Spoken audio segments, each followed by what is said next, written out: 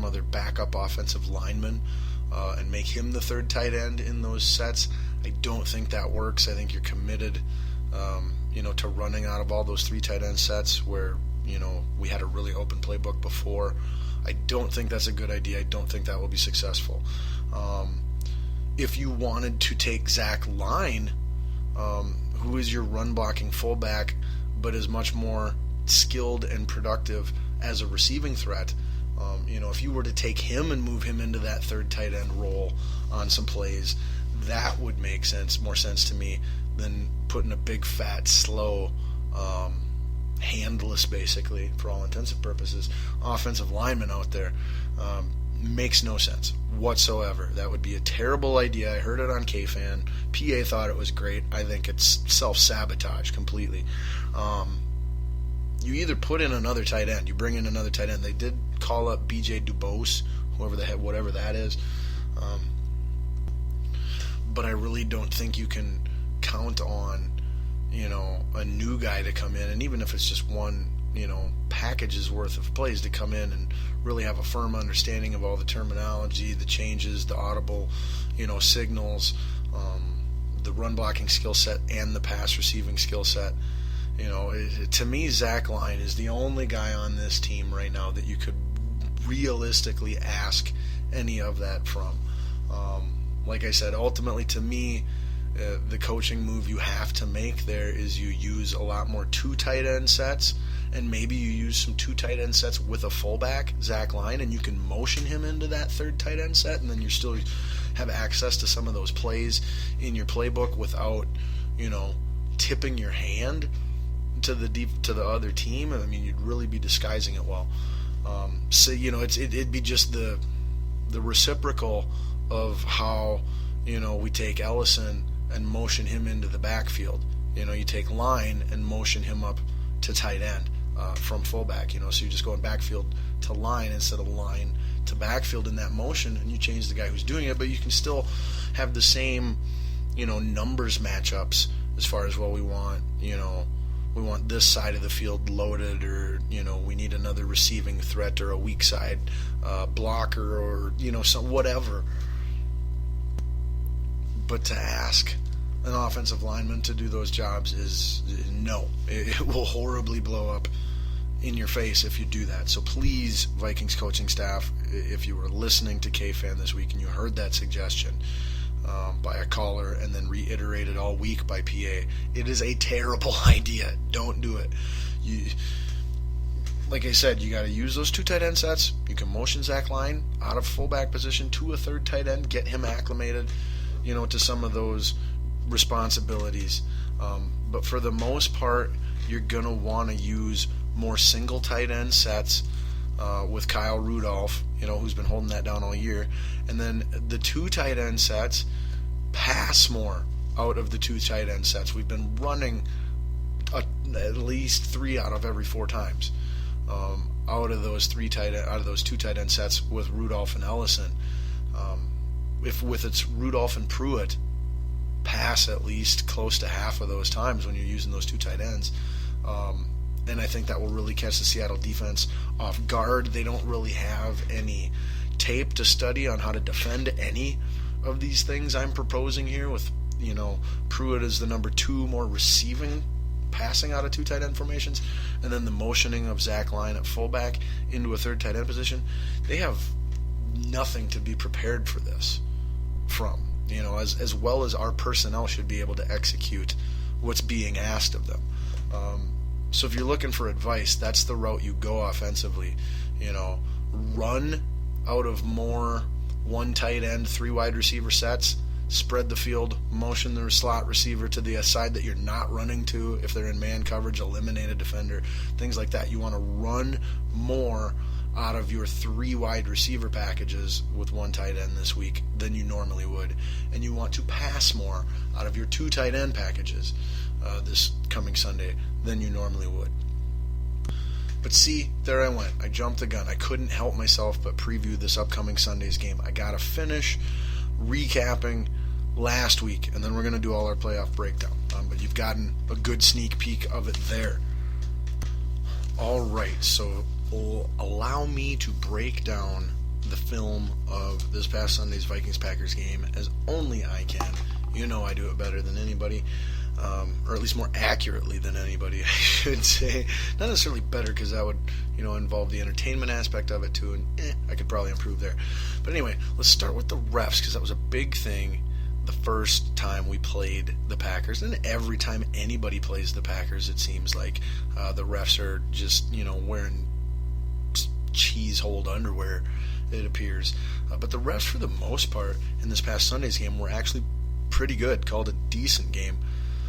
Now, that's not to say there weren't obvious bad mistakes that they made that benefited both teams. Again, I don't base this off of which team it benefits when I'm assessing the ref's job. I assess it based off of, did they make the correct call, not who did it benefit. That's irrelevant when I'm doing this. But the refs in the first Packers game were freaking terrible. I grade the refs in every game. The refs were a -8, with 8 minuses and no good difficult calls that stood out. That first time we got embarrassed by the Packers. This week they were only a -2, with 5 bad calls to 3 actually good, difficult, correct calls. So big difference there. Refs -8 to -2. That's a 6-point difference in refs mistakes, and we ended up winning a close single possession game. So, refs do make a difference. Not blaming any losses or crediting any wins one way or the other. I'm just saying that they're important. They make a difference. You can't just disregard the impact the referees have on the outcome of a game and go, oh, well, they could have played better, whatever. It's like, sometimes they couldn't. Sometimes their hands were tied and nothing they could have did would have made any difference because of the referees. So that, we always start with the referees, but I felt especially this week it was important to bring that up in comparison. So then we go to special teams. Special teams were decent this last week. They did have a penalty that I thought was total BS, a phantom clipping penalty. But other than that, they got a +2 score. Blair Walsh had a +7, no minuses. Locke had a 3/1. He did have one bad punt, inexcusable, I felt.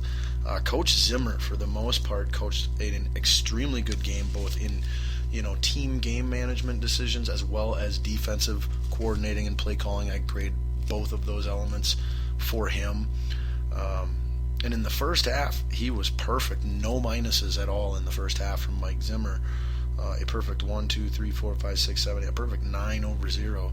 But then the second half struggled, and he had a string of 5 minuses in a row at one point in the film when I was grading, where I went, that play work, beat the Vikings. That play worked against the Vikings because of Mike Zimmer.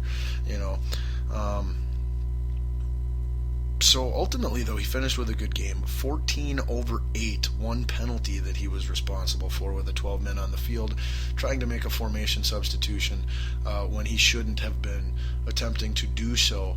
He should have been prepared, with the personnel he had on the field to play before to run the next play, and the Packers caught him in that. But so still 14/8 +6, that's a good game for Zimmer. Norv Turner in the offense, on the other hand, wow, did they stink it up. Norv Turner was a 4 pluses over 6 minuses for an overall score of -2. In the Chicago game, Norv was a 10/2 +8. In the Arizona game that we lost, he was a 17/6. A 9/10 in the loss versus Seattle the first time. A 21/3 in the win in Atlanta. So I'm pretty sure that, I'm not going to look through every single one right now, but I am pretty dang sure that this past Sunday at Green Bay was the worst coaching performance that Norv Turner has done this year, outside of Week 1 against San Francisco. And if it's not the worst, it's definitely one of his worst games as an offensive coordinator this year. So that winning in spite of that was nice, but we definitely can't expect that ever. We should never expect that, especially this coming week against the defending, 2-time back-to-back defending NFC champion Seattle Seahawks. So moving on to the offensive line as a unit, before we get to all the players quick, Offensive line played good as a unit again, as they have been all year. They are the only offensive line in the entire National Football League to have the same 5 starters throughout all 16 games this season. The only one. And the idiot fan here in Minnesota who, ball washes Teddy Bridgewater, all they've been saying all year is how our offensive line sucks, and that's why Teddy gets sacked and why Teddy throws interceptions and blah, blah, blah. Every mistake Teddy's ever made is because the offensive line sucks. The offensive line sucks. Our offensive line, as I told you at the midway point, is actually one of the 10 to 15 best offensive lines in all football. They're without question in the top half of the league for offensive lines. And that's one of the main reasons we're in the playoffs. Almost all the playoff teams have an offensive line that's in the top half of the league. We can look at it next week just to make sure in more balls depth, but the majority of them, more than half of them, have a top offensive line. And the Vikings are one of those teams. Again, so they were 24/2 as a unit, but then we incorporate the individual scores and we get our total for them. But last week they were a plus 20, or 2 weeks ago they were a plus 20. This week they're a plus 22. The week before that, a plus 10. Or no, those are final numbers, plus 22. So, they're getting the same number of, 20 to 25 really good plays as a unit every week, which is a huge reason why the Vikings have been winning and won their division. Moving on then to the individuals, as we start with one. Actually, you know what? Let's go to the offensive line. Since we're already there, we'll finish that out. So we start with the best. Let's start with the best from last week on the offensive line, and that was center Joe Berger, who has graded out on film. Almost every week, Joe Berger has graded out good when I have went through film, and that's a hard thing to say for any offensive lineman, because I am a former offensive lineman, so I really understand, what they're doing right and what they're doing wrong, and what they should have done. So I grade them extra freaking hard and critical because I did it and I understand it with a high level of expertise. So we start with the best, and argue he's the best lineman we've had all year. If we went through, if and when, maybe that's what I'll do next week. I'll give out Vikings season awards for the best players based strictly off of my film grades. Just numbers, no opinion. But Joe Berger is going to be the offensive lineman. He had 3 pluses and no minuses. And then the next best lineman was the right guard, Mike Harris, who had 3 pluses and 1 minus. They were the only ones. They were the 2 that put on a good show. Outside of that, Khalil struggled mightily. Fusco struggled horribly in the first half, but the second half he actually played extremely well. And then TJ Clemmings at right guard was kind of like Fusco. Bad the first half, but not quite as bad.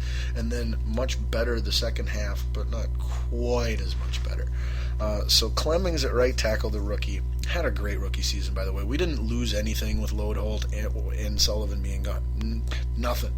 At least not from a talent, individual production standpoint.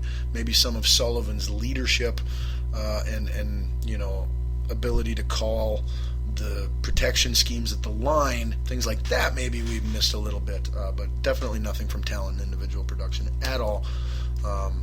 Both Berger and Clemmings did a great job. But anyway, Clemmings was 1 plus to 3 minuses for a -2. Khalil was 3 minuses to no pluses for a -3. However, all 3 of those minuses came in the first half.